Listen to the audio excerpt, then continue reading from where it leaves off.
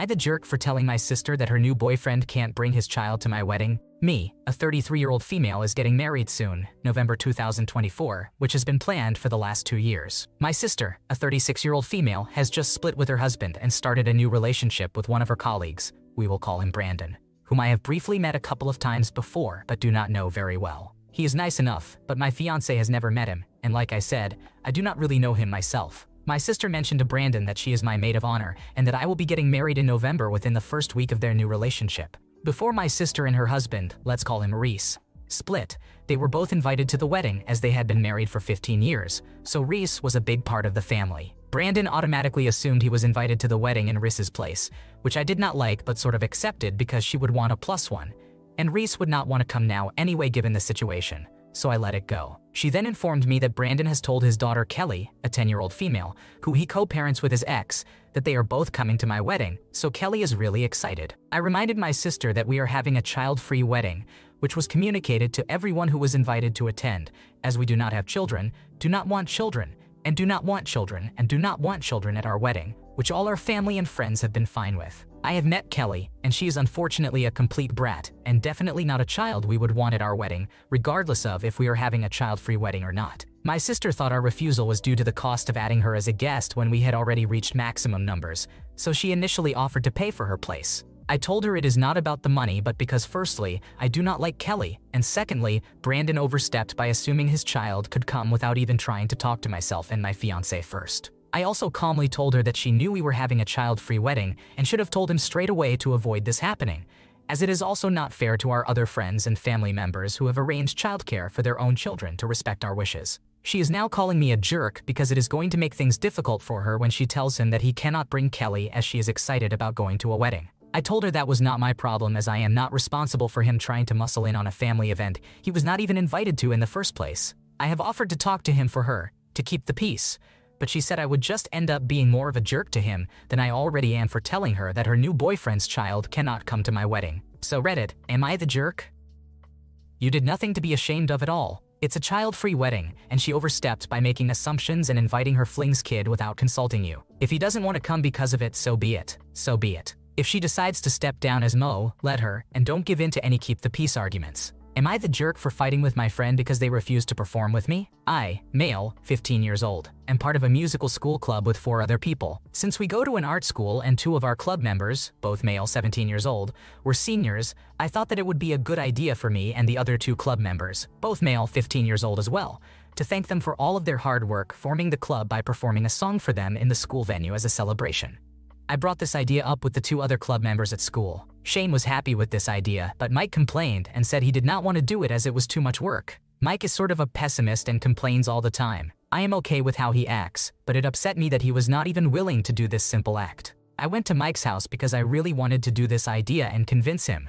His response was the same. He did not want to do it. This is where I think I messed up because I snapped at him. We got into a verbal fight. I started yelling at him, saying that he was ungrateful and a brat for constantly complaining about not wanting to perform despite the kindness our seniors gave us by making this club and inviting him in the first place. In the end, I just wanted to know why Mike felt this way. I thought he was really good at singing, and so did everyone in the club. I told him that he should have quit and left us if he was just going to continue complaining about performing in the first place. Mike started crying and explained his side. He works part-time at a local greengrocer his family owns. The club members already knew about this. He said he was going to focus on helping his family instead of participating in the club.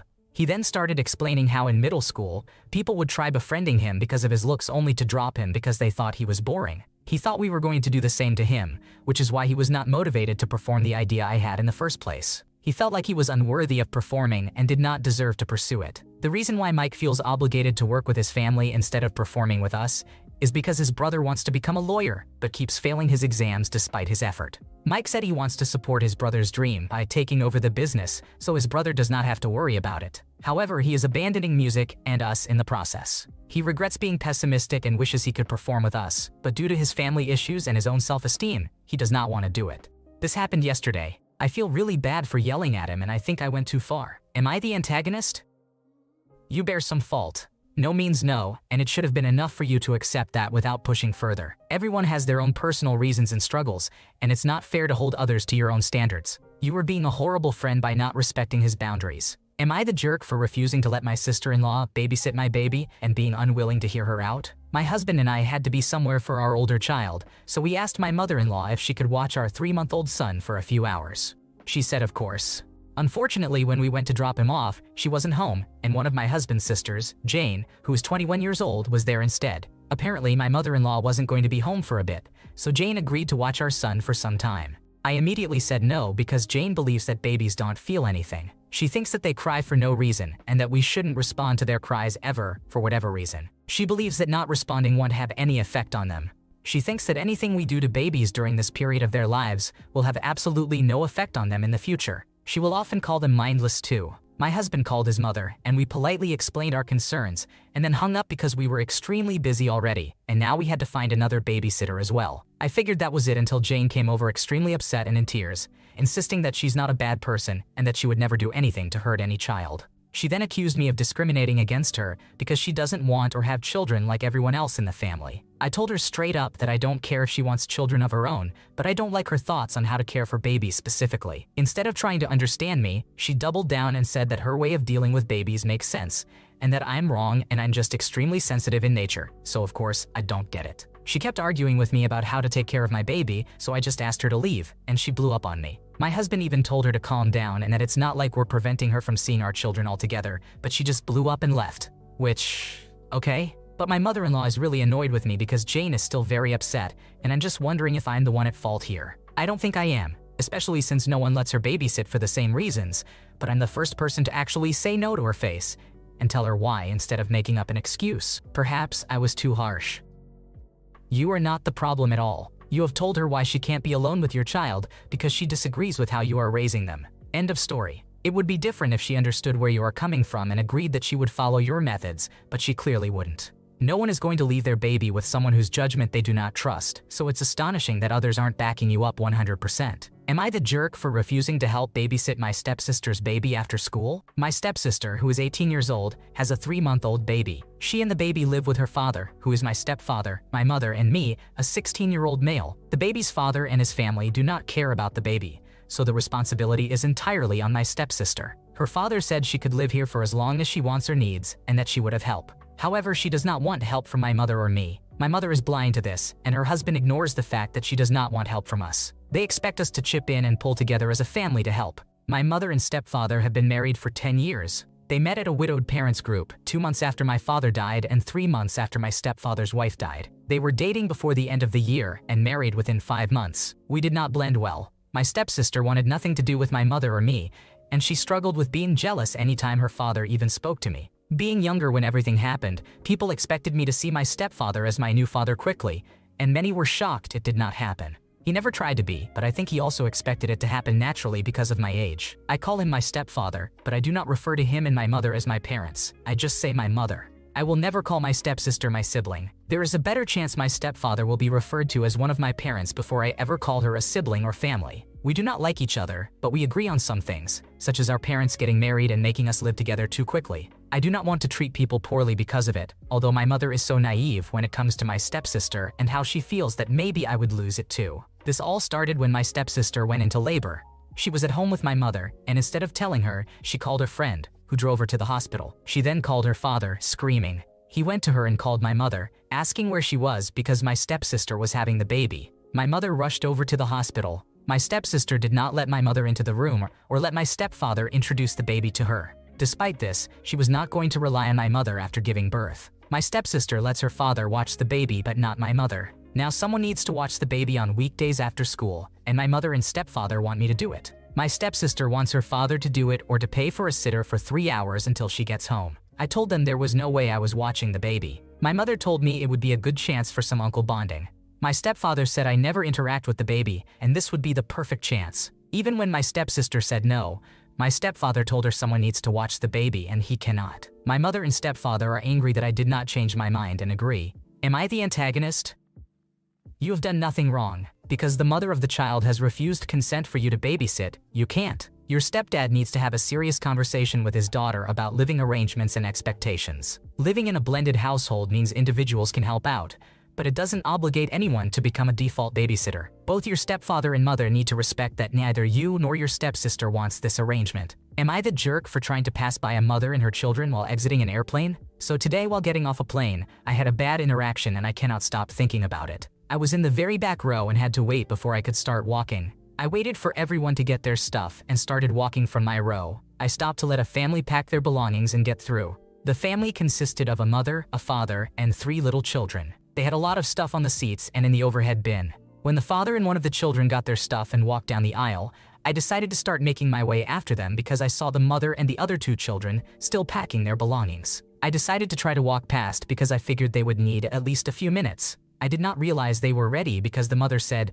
"Do you mind? We would like to go as a family." She said it kind of passive-aggressively, but I completely understood why they would want to stick together, so I said a quick sorry and stopped. I had walked 2 steps past their row. So I stood there waiting for the mother and children to finish packing when she suddenly snapped at me and sarcastically said, "You know what? Go, since you're so eager." She then scoffed at me as well, and I was so stunned because all I did was stand there waiting. I did not realize I looked so eager to pass by. I was tired and my feet hurt. I had no intention of cutting by her and was willing to wait. I admit I made the wrong call when I tried to go after the father went. There were some people behind me as well, and I did not want to hold up the line for too long. Her row was about 2 to 3 rows before the exit, where the flight attendant was standing about a meter away. I could not stop thinking about this interaction because I like to think I am a respectable person. I very rarely have rude interactions, but this time I felt as if it was my fault because I should have asked if they were ready or waited more patiently.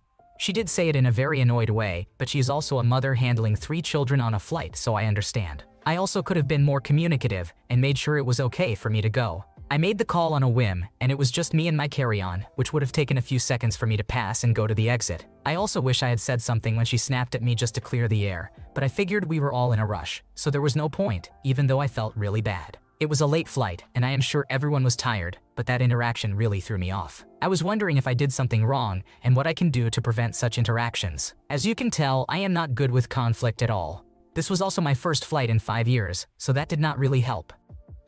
You were not responsible for this. It sounds like you were waiting your rightful turn, and the family just wasn't totally ready. People can be jerks on airplanes, and it's nice that you gave her the benefit of the doubt, but she honestly just sounds like a true jerk. If they wanted to exit as a family, then they should wait until they're all ready to go together. Am I the jerk for refusing to tell my sister the name of the family member who said she was choosing a guy over her little sister? I, a 19-year-old female, was living with my sister Sia, who is 27 years old, during high school and my first year of college. She gave me an ultimatum that I needed to either get a job or go to community college, otherwise I had to move out. Originally, my deadline was the end of the year, but she told me this in late December, so she extended it to early January. I couldn't do either. I was having no luck with my job applications, even though I applied to every place, hiring within a mile radius. With the major I picked, going to community college would mean redoing everything once I transferred to my desired school. I felt like I had no choice but to leave anyway, but I didn't have anywhere to go besides moving back in with our mother. Our mother wasn't in a stable living situation, which was the reason I was sent to live with Sia.